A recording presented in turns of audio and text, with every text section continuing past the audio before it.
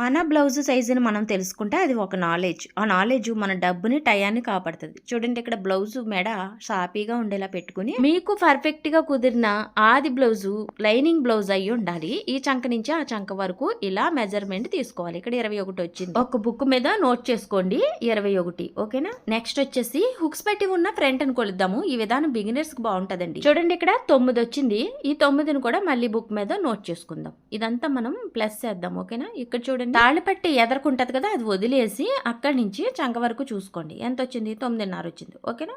ఇక్కడ 9.5ని నోట్ చేసుకుందాం. ఇప్పుడు తీసుకున్న మెజర్మెంట్లన్నీ కూడా కలుపుదాము. ఇక్కడ 6 వచ్చింది కదా, అలాగే 2 9 18ని 1 19 9 వేసుకుని పైన 1 వేసుకుంటే 39.